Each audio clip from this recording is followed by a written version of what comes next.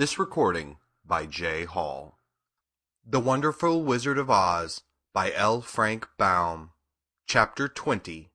The Dainty China Country. While the woodman was making a ladder from wood which he found in the forest, Dorothy lay down and slept, for she was tired by the long walk. The lion also curled himself up to sleep, and Toto laid beside him. The Scarecrow watched the woodman while he worked, and said to him, "I cannot think of why this wall is here, nor what it is made of." "Rest your brains and do not worry about the wall," replied the woodman. "When we have climbed over it, we shall know what's on the other side." After a time the ladder was finished. It looked clumsy, but the Tin Woodman was sure it was strong and would answer their purpose. The Scarecrow waked Dorothy and the lion and Toto, and told them that the ladder was ready. The Scarecrow climbed up the ladder first, but he was so awkward that Dorothy had to follow close behind and keep him from falling off. When he got his head over the top of the wall, the Scarecrow said, "Oh my!" "Go on!" exclaimed Dorothy. So the Scarecrow climbed further up and sat down on the top of the wall. And Dorothy put her head over and cried, "Oh my!" just as the Scarecrow had done. Then Toto came up and immediately began to bark, but Dorothy made him be still. The lion climbed the ladder next, and the Tin Woodman came last, but both of them cried, "Oh my!" as soon as they looked over the wall. When they were all sitting in a row on the top of the wall, they looked down and saw a strange sight. Before them was a great stretch of country, having a floor as smooth and shining and white as the bottom of a big platter. Scattered around were many houses made entirely of china and painted in the brightest colors.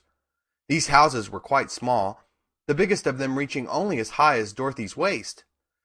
There were also pretty little barns, with china fences around them, and many cows and sheep and horses and pigs and chickens, all made of china, were standing about in groups.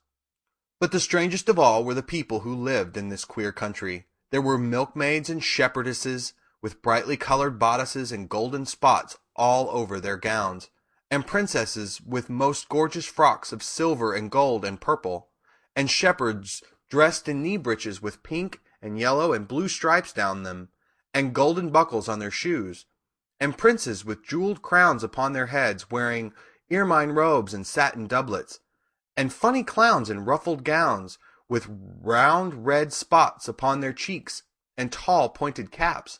And strangest of all, these people were all made of china, even to their clothes, and were so small that the tallest of them was no higher than Dorothy's knee. No one did so much as look at the travelers at first, except one little purple china dog with an extra-large head, which came to the wall and barked at them in a tiny voice, afterwards running away again. "How shall we get down?" asked Dorothy. They found the ladder so heavy that they could not pull it up, so the Scarecrow fell off the wall, and the others jumped down upon him so that the hard floor would not hurt their feet. Of course, they took pains not to light on his head and get the pins in their feet. When all were safely down, they picked up the Scarecrow, whose body was quite flattened out, and patted his straw into shape again. "We must cross this strange place in order to get to the other side," said Dorothy, "for it would be unwise for us to go any other way except due south." They began walking through the country of the China people, and the first thing they came to was a China milkmaid milking a China cow. As they drew near, the cow suddenly gave a kick and kicked over the stool, the pail, and even the milkmaid herself, and all fell on the china ground with a great clatter. Dorothy was shocked to see that the cow had broken her leg off, and that the pail was lying in several small pieces, while the poor milkmaid had a nick in her left elbow. "There!" cried the milkmaid angrily. "See what you have done! My cow has broken her leg, and I must take her to the mender's shop and have it glued on again. What do you mean by coming here and frightening my cow?" "I'm very sorry," returned Dorothy. "Please forgive us." But the pretty milkmaid was much too vexed to make any answer. She picked up the leg sulkily and led her cow away, the poor animal limping on 3 legs. As she left them, the milkmaid cast many reproachful glances over her shoulder at the clumsy strangers, holding her nicked elbow close to her side. Dorothy was quite grieved at this mishap. "We must be very careful here," said the kind-hearted woodman, "or we may hurt these pretty little people so they will never get over it." A little farther on, Dorothy met a beautifully dressed young princess, who stopped short as she saw the strangers and started to run away. Dorothy wanted to see more of the princess, so she ran after her, but the China girl cried out, "Don't chase me! Don't chase me!" She had such a frightened little voice that Dorothy stopped and said, "Why not?" "Because," answered the princess, also stopping a safe distance away, "if I run, I may fall down and break myself." "But could you not be mended?" asked the girl. "Oh, yes, but one is never so pretty after being mended, you know," replied the princess. "I suppose not," said Dorothy. "Now there is Mr. Joker, one of our clowns," continued the China lady, "who is always trying to stand upon his head. He has broken himself so often that he is mended in 100 places, and doesn't look at all pretty. Here he comes now, so you can see for yourself." Indeed, a jolly little clown came walking toward them, and Dorothy could see that in spite of his pretty clothes of red and yellow and green, he was completely covered with cracks, running every which way and showing plainly that he had been mended in many places. The clown put his hands in his pockets, and after puffing out his cheeks and nodding his head at them saucily, he said, "My lady fair, why do you stare at poor old Mr. Joker? You're quite as stiff and prim as if you'd eaten up a poker." "Be quiet, sir," said the princess. "Can't you see these are strangers and should be treated with respect?" "Well, that's respect, I expect," declared the clown, and immediately stood upon his head.